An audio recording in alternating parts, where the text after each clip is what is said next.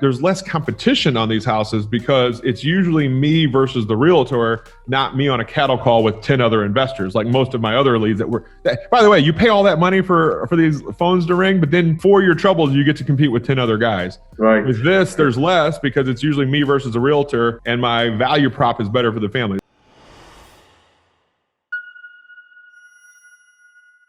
How you've built your business based on that strategy, so everybody has a foundation. And then really what I want to focus on is kind of an update, like what have you seen during the pandemic? So give our listeners a foundation of your business and how you've built such a successful business working with seniors. You know, Josh, I love the way you just described it because it was perfectly apt. That's exactly what I do. I love it that you got exactly what I do. These families, that moment they're moving their mom into senior living, mom or dad, is the flashpoint for the families needing to sell their house. So I've been a real estate investor for 22 years. I will not bore you guys with that story. But back in 2011, we were saying, you know, it's really expensive to buy leads all the time, right? If you're in the marketing, we think we're in the real estate business, but we're really in the marketing business. And so we had this mandate for every deal we were going to do via, well, it wasn't really Facebook back then, but every deal we paid for marketing, direct mail, pay-per-click, all these things, we wanted to do one via networking. And so when you start networking, you're going to come across realtors, wholesalers, and then I discovered the senior living world. And the reason why is I love stereotypes, right? The stereotype of my seller is dad died 8 years ago. Mom's been doing the best she can. She fell down. She has to move into senior living. The adult child, I call her daughter Judy.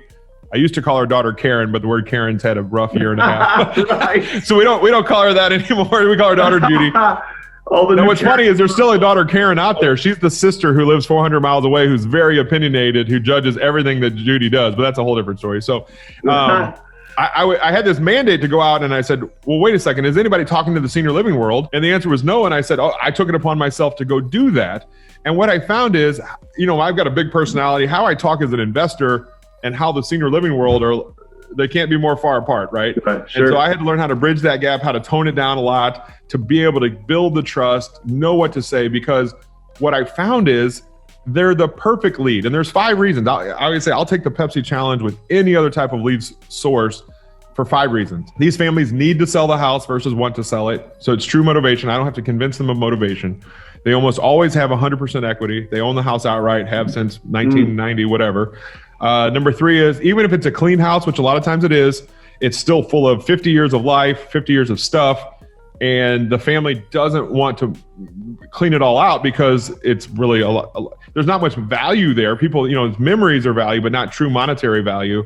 Right. Plus the average child lives 400 miles away. So it's a house I can add value to. Any dated home, us as investors, you know, we're not buying houses built in the year 2019 a lot, right? They're always houses built long ago that haven't been necessarily updated to today's standards. So it's a house I can add value to. The 4th thing is that there's less competition on these houses because it's usually me versus the realtor, not me on a cattle call with 10 other investors, like most of my other leads by the way, you pay all that money for these phones to ring, but then for your troubles, you get to compete with 10 other guys. Right. With this, there's less because it's usually me versus a realtor, and my value prop is better for the families. And then the 5th reason, like Josh, if me and you went to Albuquerque today, we'd probably throw out on Facebook, hey, where's the best place to eat in Albuquerque?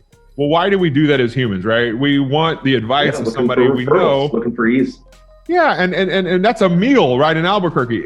If Josh and Philip are brothers and we're getting advice from somebody in senior living that we already trust with our mom's end of life care, and that person says, hey, call Fred, he's the most trusted buyer in town, game over, right? I mean, those 5 reasons make these the most slam dunk best leads. And so I set out back in 2011 to try to break into this industry, beat my head against the wall. I put my foot in my mouth every day. Fortunately, I'm stubborn enough to keep going back, and I kept learning what to say, kept learning what not to say. I think that's just as important. People hear what I do, and they're probably in their car right now. They're going, okay, I'll just walk into the front door and put my hand out and say, I'm Bob and I buy houses and I'm a realtor. And I'm always like, you're good.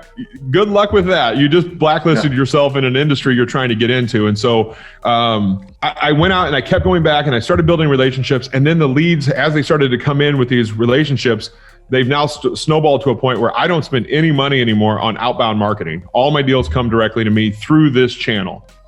That's fantastic.